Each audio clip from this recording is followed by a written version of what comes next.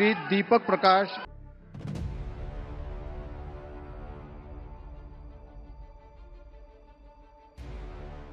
Jeans shirt Crocs में शपथ लेता ये लड़का आखिर कौन है? सीएम नीतीश कुमार ने कल 26 लोगों के साथ शपथ लिया है। सीएम नीतीश कुमार 10वीं बार शपथ ग्रहण किए मुख्यमंत्री पद की, और अब देखिए उनके साथ शपथ लेने वाला एक लड़का काफ़ी चर्चा का विषय बन गया है।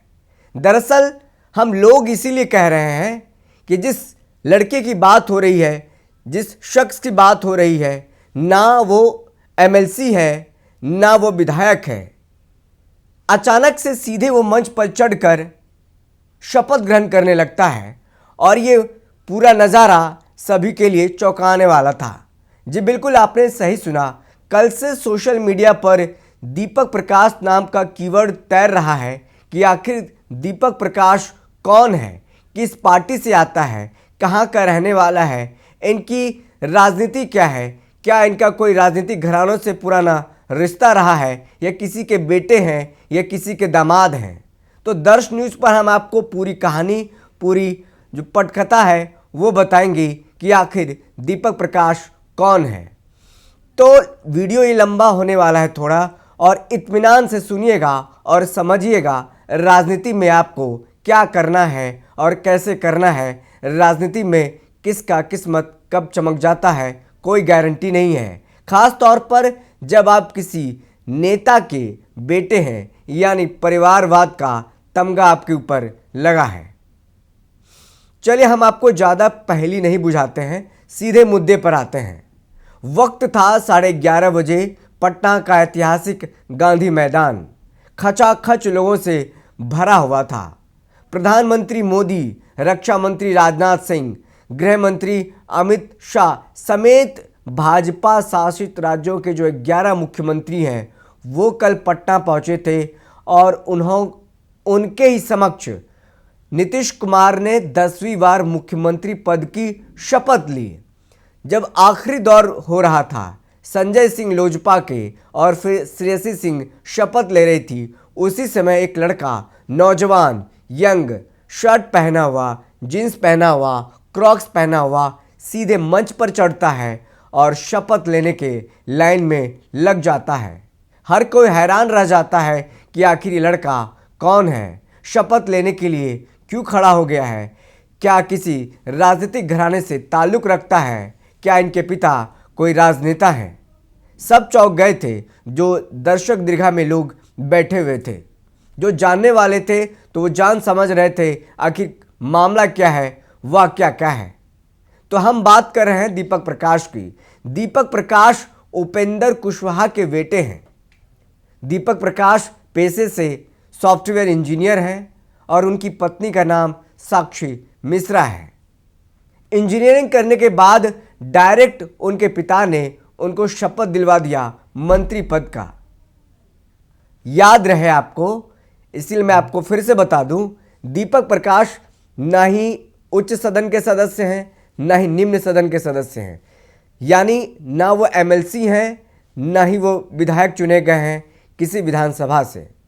उनकी मम्मी, दीपक प्रकाश की मम्मी जो स्नेहलता हैं, सासाराम से इस बार विधायक चुन करके आई हैं। उनके पिताजी उपेंद्र कुशवाहा राज्यसभा सांसद हैं, यानी पूरा परिवार जो है राजनीति में अब सेट हो चुका है। पिताजी पहले से राज्यसभा सांसद हैं, माताजी चुनाव लड़ गई सासाराम से, जीत गई, और बेटे वाइल्ड कार्ड एंट्री के तहत मंत्री पद शपथ ले लिया। बेटे को डायरेक्ट मंत्री पद का शपथ दिला दिया गया।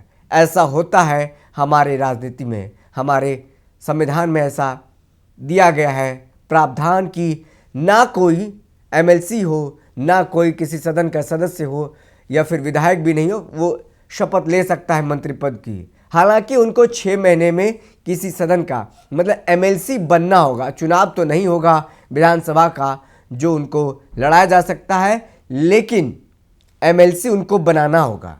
ये पहले से तय था। उपेंद्र कुशवाहा 15 सीट मांग कर रहे थे एनडीए के खेमे में कि 15 सीट दी जाए। अमित शाह ने कहा कि आपको 6 सीट दी जाती है और एक एमएलसी दिया जाएगा। उसी के तहत उपेंद्र कुशवाहा ने सोचा किसी और को क्यों लड़ाया जाए, जो और भी कार्यकर्ता जो दिन भर झंडा ढोते हैं उनको क्यों मंत्री बनाया जाए, या फिर उनके जो 4 विधायक जीत करके आए हैं उनको क्यों मंत्री बनाया जाए।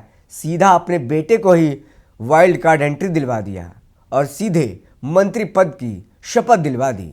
हर कोई अब चर्चा कर रहा है आखिर ऐसा क्या बेटे में खास है जो आपका बेटा तुरंत मंत्री बन गया और कोई विधायक मंत्री बनने के काबिल नहीं है, उतना पढ़ा लिखा नहीं है, जबकि वो जनता के बीच चुन करके आया है। आपके बेटे बस इंजीनियर हैं और इतना है कि आपके बेटे हैं। राजद परिवारवाद की पार्टी है, ये आरोप लगता रहा है।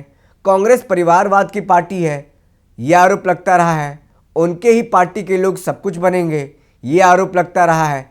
लेकिन उपेंद्र कुशवाहा जो बार बार आरोप लगाते हैं राजद पर, तेजस्वी यादव पर कि परिवारवाद करते हैं, तो क्या उनका ये परिवारवाद नहीं है? जनता सवाल पूछ रही है, क्या उनके विधायक इस काबिल नहीं थे कि मंत्री बन सके? क्या उनके कार्यकर्ता इस लायक नहीं थे कि वो एमएलसी बन जाए, वो मंत्री पद ले ले? लेकिन नहीं, उपेंद्र कुशवाहा ने इतना नहीं समझा, इतना सही नहीं समझा। यानी उपेंद्र कुशवाहा ने अपनी पत्नी को तो सेट कर दिया विधायक बना करके, अपने बेटे को सीधे मंत्री पद का शपथ दिलवा दिया। सोचिए बिहार की राजनीति में क्या हो रहा है। डंडा खाए कोई और, लाठी खाए कोई और, लेकिन मंत्री पद का शपथ लेना होगा तो मंत्री जी के यानी उपेंद्र कुशवाहा के बेटे ही शपथ लेंगे। समझ जाइए बिहार की राजनीति में क्या हो रहा है। यहाँ परिवारवाद अब कुछ नहीं है। हर कोई परिवारवाद पर आरोप लगाता है, लेकिन अपने अंदर झांकने को तैयार नहीं होता कि हमारे अंदर कितना परिवारवाद है।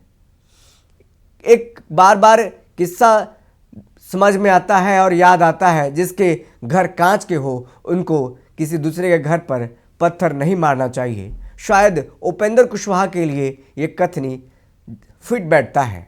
तो हम आपको बता रहे थे कि आखिर जीन्स शर्ट और क्रॉक्स पहना हुआ दीपक प्रकाश कौन है, आखिर अचानक से चर्चा में क्यों आ गया है। पार्टी की तरफ से बताया गया कि सिविल इंजीनियर है और इन्होंने राजनीति यानी सूझबूझ जो समझ है वो 2020 से शुरू कर दी थी, लेकिन कहीं दिख नहीं रहे थे।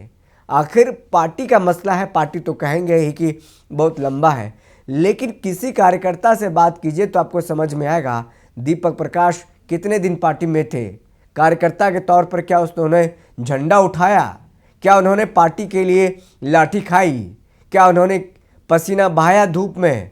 क्या उन्होंने मार झेला है, पुलिस का डंडा झेला है? नहीं, कोई कार्यकर्ता नहीं बता पाएंगे कि दीपक प्रकाश ने किसी भी एक आंदोलन का हिस्सा बना हो या फिर किसी भी आंदोलन के अहम किरदार में हो, या लाठी खाया हो, या मार खाया हो, या फिर पानी की बौछारें झेली हो।